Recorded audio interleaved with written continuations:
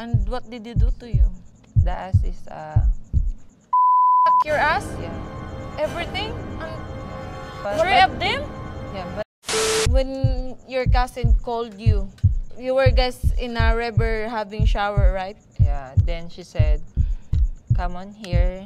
I will touch you something Yeah. like hard."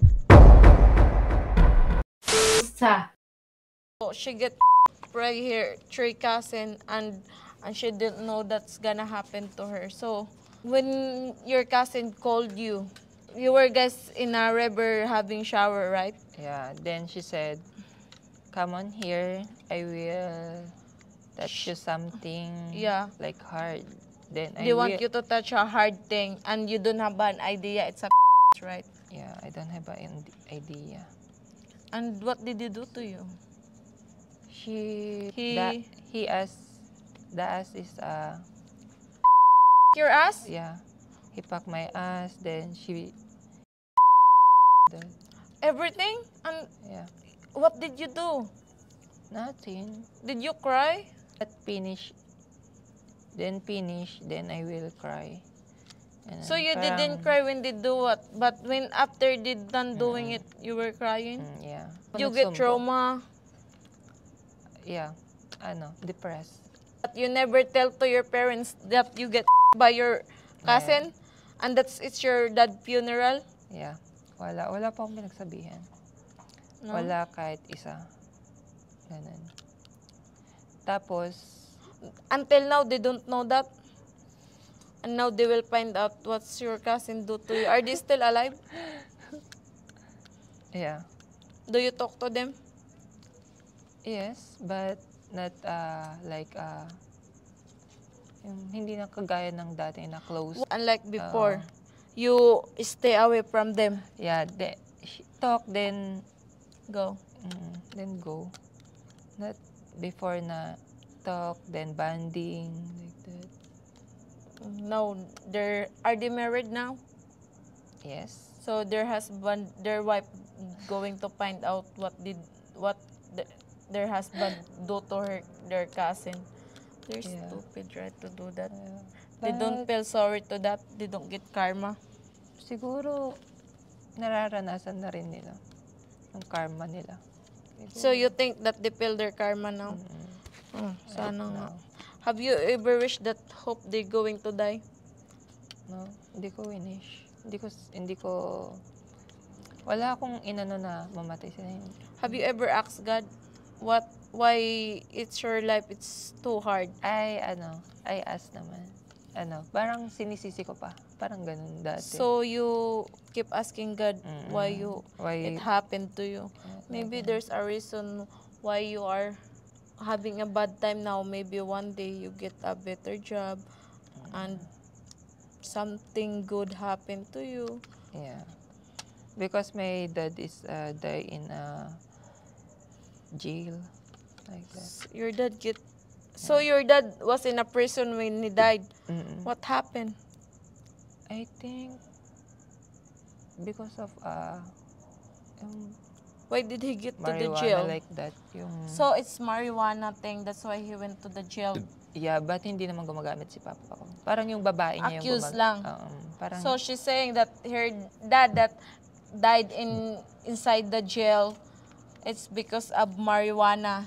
yeah. But her dad doesn't use it. The girl only.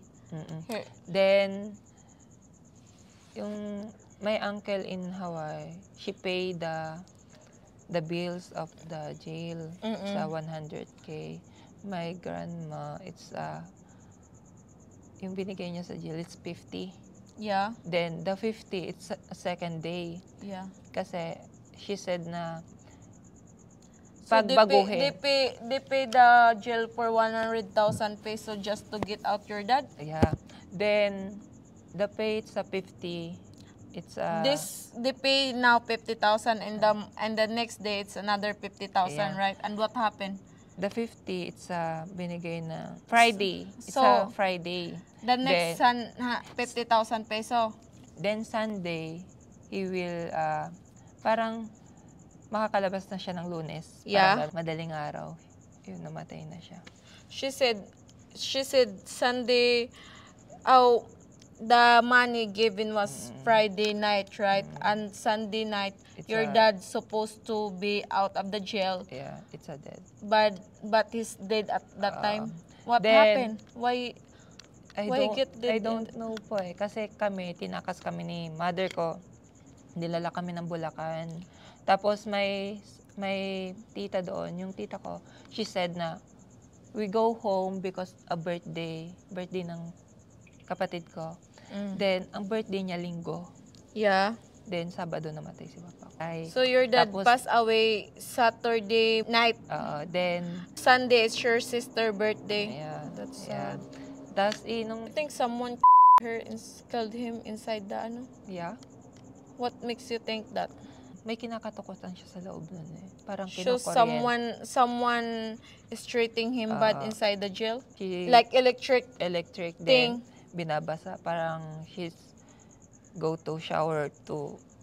Oh my God, who's stupid going to do that?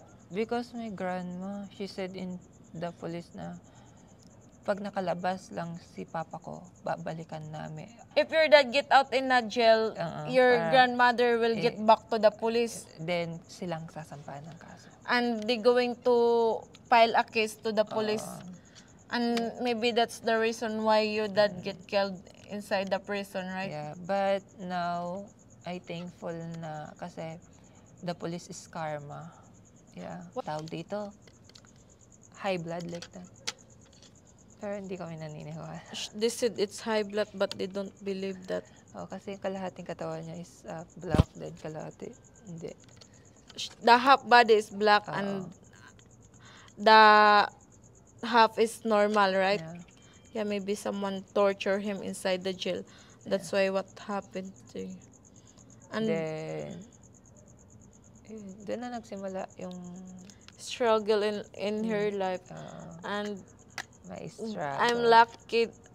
Your cousin are lucky that you never get back to them. Yeah. Then, the struggle is real.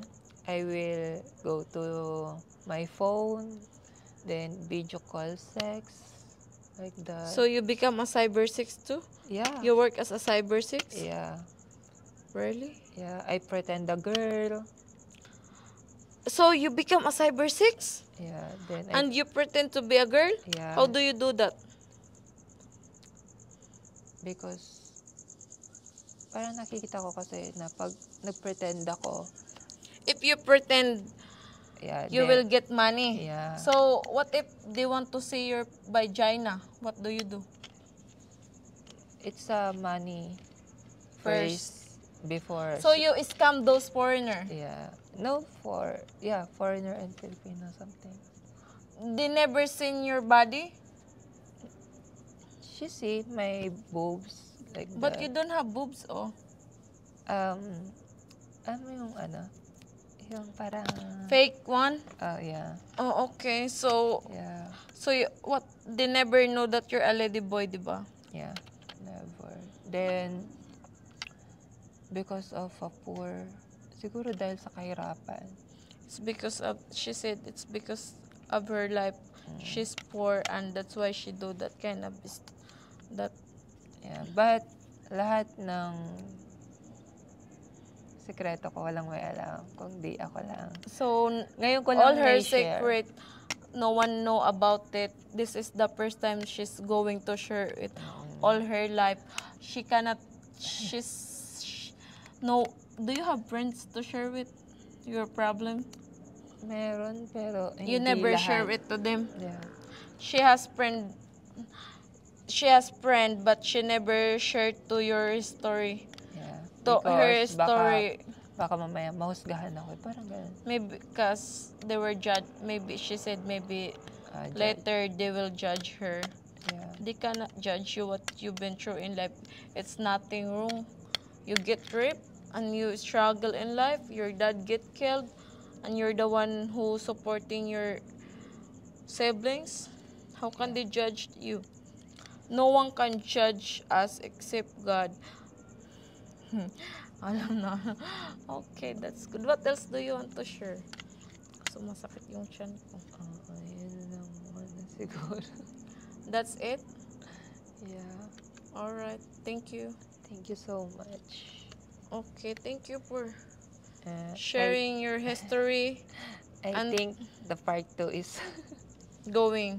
It's not a part 2, ha? Yeah. There's more daw. She said there's more part 2. Okay, we will see you in the next episode then. Yeah. Thank you, guys. We're gonna find out what's the other. Okay, guys, we'll see you next time. Yeah, Thank you thank for you so sharing your much. history and let people know what you've been through in life. And I hope someone help her. Yeah, thank you so much. Okay, thank you, guys. See ya in my next vlog.